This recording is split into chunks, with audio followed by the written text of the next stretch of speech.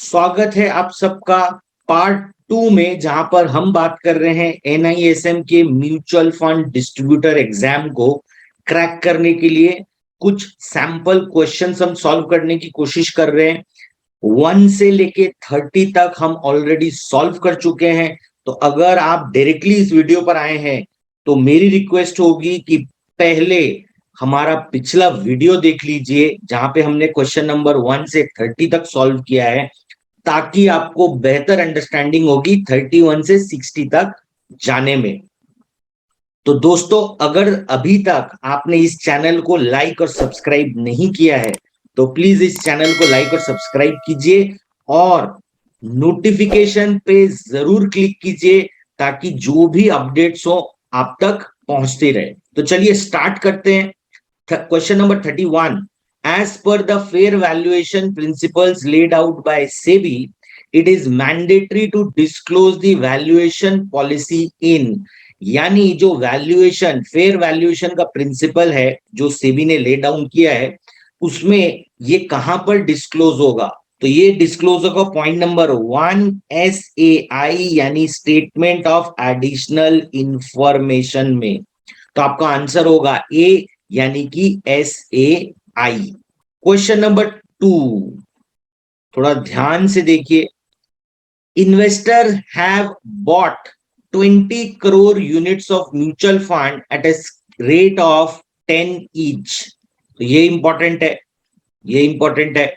The scheme has thus mobilized 20 crore units at the rate 10 per unit. That means 20 crore अगर 10 per unit पे हो रहा है तो 200 करोड़ मोबिलाइज हो गया।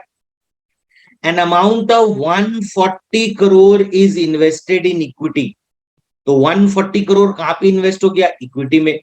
The balance of 60 crore mobilized from investor was placed in bank deposit. The interest and dividend receivable accrued yet not received, यानी आपका जो इंटरेस्ट और डिविडेंड है वो अक्रू हो चुका है लेकिन अभी तक आपको मिला नहीं है। By the scheme is 8 crore, right. और जो स्कीम एक्सपेंसेस हैं जो पेबल है वो कितने हैं? 4 करोड़। तो अभी कहा जा रहा है कि आपको स्कीम की नेट एसेट वैल्यू निकालनी है। तो वो नेट एसेट वैल्यू निकलेगी कैसे? तो चलिए दोस्तों एक बार ट्राई करते हैं, निकालने की कोशिश करते हैं। तो यहां पर अब आप एक चीज देखिए, आपके पास में है 140 करोड़, किसमें है? इक्विटी में है। 60 करोड़ कहां पे है? आपका बैंक डिपॉजिट में है। अब अगर मैं देखूं तो मेरे पास में जो पैसे आने के हैं वो है 8 करोड़, लेकिन खर्चे मेरे हैं 4 करोड़ के। तो अगर मैं इसे ऐड करके सब्ट्रैक्ट करता हूं तो मुझे 204 करोड़ मिलेंगे। मेरे पास में यूनिट्स कितनी है? मेरे पास में यूनिट्स है 20 करोड़ की। देखिए ये सब करोड़ में हो रहा है ना, राइट। तो अब क्या होगा, जब मैं इसको इससे डिवाइड करूंगा तो यहां पर 20 डिवाइड होगा 204 डिवाइड होगा 20 से, तो आपका आंसर आएगा 10.2। तो अगर आप इसको डिवाइड करते हैं तो आपका आंसर आएगा 10.2, यानी ऑप्शन नंबर बी। तो देखिए इस तरीके से आपको कैलकुलेट करना होता है। आपका इक्विटी का वैल्यूएशन क्या है, बैंक में जो पड़ा है वो क्या है, कितना पैसा आना है कितना पैसा जाना है, divided by number of units. तो ये फॉर्मूला हो गया, आपको आंसर आ गया। Question number 33, what is the maximum total expense ratio chargeable in case of index fund? Index fund में मैं ज्यादा से ज्यादा एक्सपेंस रेशियो क्या चार्ज कर सकता हूं? देखिए आप सबको पता है कि जो सबसे कम एक्सपेंस रेशियो होता है वो कहां पे होता है? इंडेक्स फंड में होता है। तो वहां पर आपका आएगा आंसर नंबर ए, यानी 1% ऑफ डेली नेट एसेट्स। तो 1% ही आपको मैक्सिमम चार्ज किया जा सकता है। Question number 34, in the case of mutual fund schemes, dividend can be paid only out of, they can be only paid out of option number C, the distributable surplus generated by the scheme.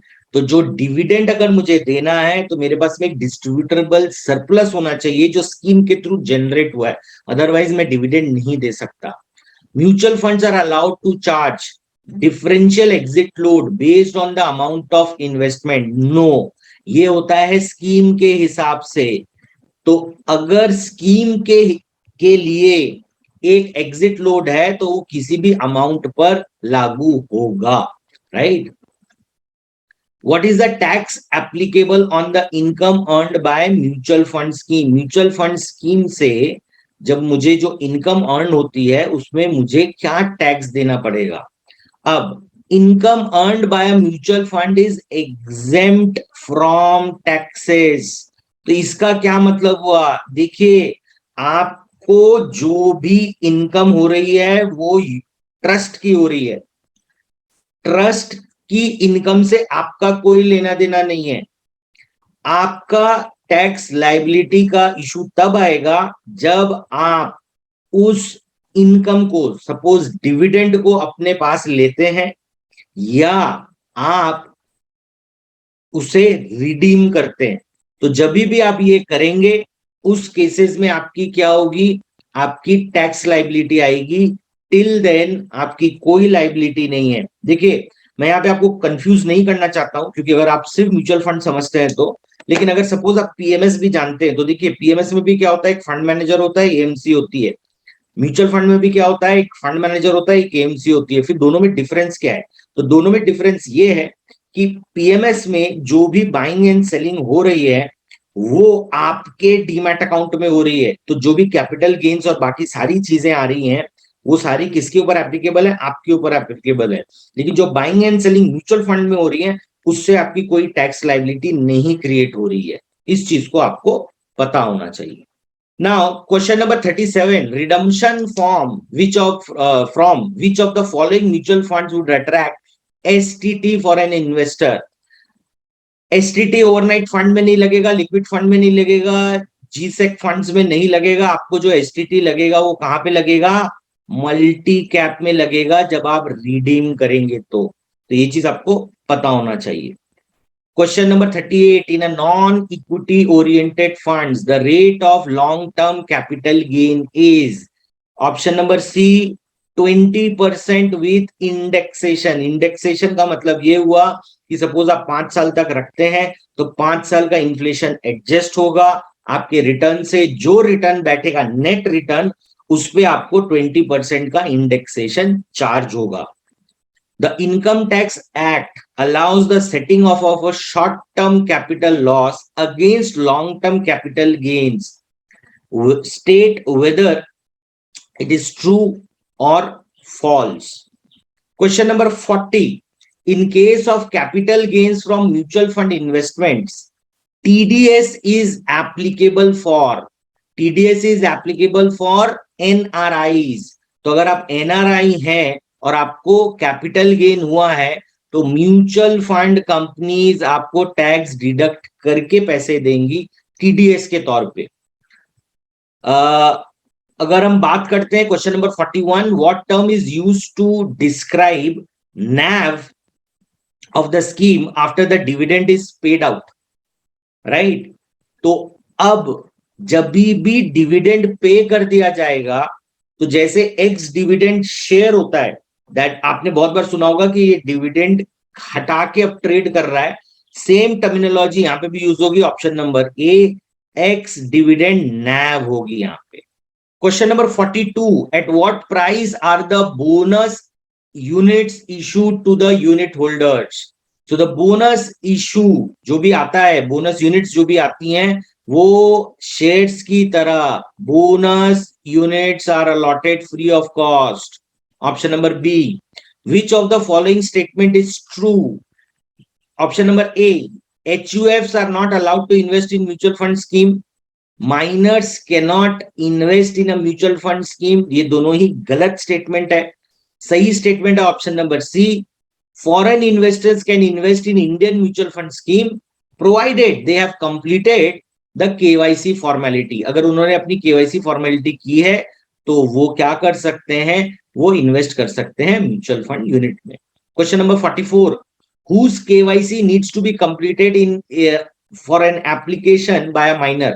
अब minor के KYC के बजाय अगर आपका guardian का KYC must है, तो अगर आपका गार्जियन का केवाईसी है तो आप माइनर के लिए इन्वेस्ट आप कर सकते हैं। Question number 45, how many bank account can a resident individual investor register with a mutual fund folio? तो अगर आप 5 अलग अलग बैंक अकाउंट से पेमेंट करना चाहते हैं तो आप अपने फोलियो में कर सकते हैं। तो maximum 5 is allowed. Government securities can be considered to be completely risk free, state whether true और फॉल्स। याद रखिए, इसमें एक सॉवरन डिफॉल्ट का ही रिस्क होता है, अदरवाइज इसमें डिफॉल्ट का रिस्क नहीं है। Unsystematic risk can be reduced through diversification. State whether true or false. So जो अनसिस्टमैटिक रिस्क होता है वो आपके हाथ में नहीं होता, वो कंपनी के फेलियर से नहीं होता, वो ओवरऑल मार्केट के मेल्ट डाउन होने से होता है। तो अगर आप डाइवर्सिफाइड हो तो आपका पोर्टफोलियो भले नेगेटिव में जाने से तो नहीं बच सकता, बट बहुत बुरी तरीके से नहीं टूटेगा। तो डाइवर्सिफिकेशन इसलिए इंपॉर्टेंट होता है। Question number 48. Which of the following type of analysis tracks the price and volume data related to trading in securities? तो अगर आप प्राइस और वॉल्यूम डेटा देखकर ट्रेड करते हो तो आप टेक्निकल एनालिसिस कर रहे हो। Option number C, an investor invested in a scheme A where the NAV was 120 per unit, investor redeemed at 135, calculate the simple return. तो अब आप एक बात बताइए, 120 और 135 कितने रुपए का रिटर्न आया है? 15 रुपए का रिटर्न आया है। बेस कितना था? 120 था। 120 में 15 कितना होगा? तो 15 होगा 12.5। ऑप्शन नंबर सी। सिंपल है, इतने में इतना है तो 100 में कितना होगा? तो आप 15 इंटू 100 डिवाइडेड बाय 120 करेंगे तो आपका आंसर आ जाएगा 12.5। Which of the following is a measure of fluctuation in periodic returns in equity mutual fund scheme? तो जो पीरियोडिक रिटर्न्स होते हैं वो लीनियर तो होते नहीं है, वो नॉन लीनियर होते हैं, अप डाउन करते हैं, तो इसे हम कहते हैं वेरिएंस। ऑप्शन नंबर ए, इसे हम कहते हैं वेरिएंस। तो देखिए, जब हम कभी भी किसी को म्यूचुअल फंड एग्जाम की प्रिपरेशन कराते हैं तो हमारा पर्पस क्या होता है? हमारा पर्पस होता है ये सारे कॉन्सेप्ट्स उनको समझाना। मैं तो आपको अभी एक लाइन पे बोल पा रहा हूँ क्योंकि टाइम नहीं है, लेकिन अगर यही हम क्लास में होते हैं तो हम क्लास में एक एक पॉइंट को हमको आपको समझाना होता है, क्योंकि ये सारे पॉइंट्स आप डे टू डे लाइफ में फेस नहीं करते हो। वेरिएंस क्या है, शार्प रेशियो क्या है, मॉडिफाइड ड्यूरेशन क्या है, जेनसेंस अल्फा क्या है, ये सारे बहुत इंपॉर्टेंट टर्म्स हैं। अगर आप एक mutual fund, successful mutual fund distributor बनना चाहते हो तो ये पॉइंट्स आपको बहुत अच्छे से आने चाहिए। Option 51, question number 51, once it is finalized, the mutual fund scheme's benchmark cannot be changed at a later date, whether it is true or false. No, it can be changed 100%। देखिए, आपने खुद देखा होगा, अभी रिकैटेगराइजेशन हुआ था। जब recategorisation हुआ था तो जो लार्ज कैप थे वो कई मल्टी कैप बन गए, कोई मल्टी कैप थे उन्होंने अपने को लार्ज कैप बना लिया, तो ऑब्वियसली आपका बेंचमार्क जो है वो चेंज होगा। Question number 52, which among the following is a measure of risk adjusted return? तो देखिए, एक होता है मैंने बहुत रिटर्न कमाए लेकिन उसके अगेंस्ट में मैंने रिस्क कितना लिया, तो इसका मतलब होता है risk adjusted return. Better return वो होता है जहां पे रिस्क कम लिया जाए और कंपैरेटिवली रिटर्न ज्यादा आ जाए। यहाँ पे एब्सोल्यूट रिटर्न की बात नहीं हो रही है, comparative return when I am comparing it to the risk. तो ये होता है आपका शार्प रेशियो। ये बहुत इंपॉर्टेंट रेशियो है म्यूचुअल फंड के नजरिए से। मैंने आपको पिछले क्वेश्चन में भी कहा था, ये सारे कॉन्सेप्ट्स आपको बहुत अच्छे से समझ में आने चाहिए। Which of the following cannot be considered for the purpose of selecting a scheme's benchmark? आप लास्ट रिटर्न्स को बेंचमार्क बनाकर लोगों को नहीं बेच सकते, लेकिन अनफॉर्चुनेटली क्लाइंट भी यही मांगता है और डिस्ट्रीब्यूटर भी यही देता है। सर देखिए, पिछले 5 साल से ये जो फंड है वो एक्स रिटर्न दे रहा है, तो सामने वाला अज्यूम कर लेता है आगे जाके भी यही रिटर्न दे गए। तो मार्केट में कंफ्यूजन, डिसअपॉइंटमेंट और प्रॉब्लम फेस करने की सबसे प्रमुख वजह यही है कि आप पास्ट रिटर्न को मान लेते हो लीनियर फैशन में सेम रिटर्न्स आएंगे। Question number 54 takes into account all dividend generated from the basket of constituents that makes up the index in additional to capital gains। वो कौन सा रिटर्न होता है? वो होता है टोटल रिटर्न इंडेक्स, जिसे हम TRI भी कहते हैं। Question number 55 which is the most appropriate measure of evaluating how closely an index fund is tracking its benchmark। तो इस चीज को देखा जाता है ट्रैकिंग एरर। इसका मतलब ये हुआ कि अगर आप देख रहे हो कि आपका इंडेक्स किस तरीके से परफॉर्म कर रहा है, आपका जो बेंचमार्क इंडेक्स है, और आपका इंडेक्स फंड किस तरीके से परफॉर्म कर रहा है, उसे कहा जाता है ट्रैकिंग एरर। कायदे से अगर निफ्टी ने 10% का रिटर्न दिया तो आपके इंडेक्स फंड को 10% का ही रिटर्न देना है। लेकिन अगर आपका इंडेक्स फंड कभी 10.1 देता है और कभी 9.9 देता है, इसका मतलब there is a tracking error that is happening, right. अब which of the following schemes categories would be considered the least risky in terms of risk? तो वो होता है गिल्ट फंड। तो यहां पर भी सॉवरन रिस्क होता है, इसके अलावा और कोई रिस्क नहीं है। Question number 57 for an investor to get quick sense of level of risk involved in a mutual fund scheme, SEBI suggested a simplified framework known as riskometer. तो अभी सेबी ने क्या लेकर आ गया? रिस्कोमीटर। आपका रिस्क हाई है, मॉडरेट है या लो है, ये आप रिस्कोमीटर में देख के पता कर सकते हो। बट एक वर्ड ऑफ कॉशन है, आंख बंद करके रिस्कोमीटर को भी फॉलो मत कीजिए। सेबी ने लेकर आया है, सेबी का फ्रेमवर्क है, फाइन, बट आप एज अ इन्वेस्टर आपको जागरूक होना पड़ेगा। अगर आप एक म्यूचुअल फंड डिस्ट्रीब्यूटर हो, समझाने के लिए बहुत बढ़िया है, बट प्लीज ये रिक्वेस्ट है कि आप अपने क्लाइंट को ये भी बताइए, जस्ट बिकॉज कि वहां पर लिखा जा रहा है कि आपका रिस्क कम है, आप अपने कॉन्सेप्ट्स को ना छोड़ें और समझने की कोशिश कीजिए कि क्या ये आपके ऑब्जेक्टिव्स के साथ जा रहा है कि नहीं जा रहा है। Passive funds are safe as the NAV of such funds do not go down even the respective market falls. State whether this is true or false. It is absolutely false. क्योंकि पैसिव फंड है, इसका ये मतलब नहीं है कि आपका जो रिटर्न्स है वो कभी भी गिरेंगे नहीं। अगर आपने इंडेक्स फंड में इन्वेस्ट किया, वो पैसिव फंड है। अगर इंडेक्स बढ़ेगा तो आपके रिटर्न्स आएंगे, इंडेक्स गिरेगा तो आपके रिटर्न्स नहीं आएंगे। आप ये नहीं कह सकते कि अगर निफ्टी बढ़ेगा तो मेरा फंड बढ़ना चाहिए, लेकिन निफ्टी गिरेगा तो मेरा फंड नहीं गिरना चाहिए। नहीं होगा, ऐसी उम्मीद मत रखिए। ऐसी आप उम्मीद रखेंगे, कोई ना कोई आपको मिलेगा जो आपको इसके लिए आपको ट्रैप करके चला जाएगा। Which among the following schemes would have lower risk of concentration? देखिए, focus, thematic, sectoral, they are more और लेस फोकस्ड फंड, जहां पे एक जगह पे वो फोकस कर रहे हैं, मल्टी कैप डाइवर्सिफाइड है, इसलिए कॉन्सेंट्रेशन रिस्क नहीं है। तो पॉइंट नंबर ए।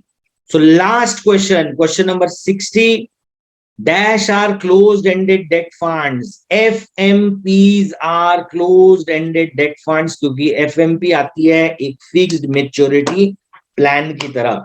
तो दोस्तों, ये थे हमारे टोटल 60 क्वेश्चन, 60 क्वेश्चंस। पहले पार्ट में आपको 30 मिले, इस पार्ट में आपको 30 मिले। अगर आप चाहते हो कि ये क्वेश्चंस एक PDF फॉर्म में रहे ताकि आप इसे बाद में भी रिफर करो, तो जैसा मैंने आपको पहले कहा था, नीचे दिए हुए कमेंट बॉक्स पर प्लीज यस टाइप कीजिए, आपको आपका PDF मिल जाएगा। और दोस्तों, अगर आप चाहते हो कि हम इस वीडियो को इंप्रूव करें और दूसरे टॉपिक्स आप तक लेकर आए, तो प्लीज कमेंट करके मुझे बताइए। मुझे खुशी होगी आप तक वो पहुंचाने के लिए जो आप चाहते हैं। तो ये जो वीडियोस हम बना रहे हैं वो आपके लिए है, तो आपको क्या चाहिए आप बोलिए, हम आपको वही कंटेंट देंगे। तो उम्मीद करता हूं आपको ये वीडियो पसंद आया होगा, और फिर से कह रहा हूं, अगर आपने अभी तक इसे लाइक या सब्सक्राइब नहीं किया है तो प्लीज इसे तुरंत कीजिए।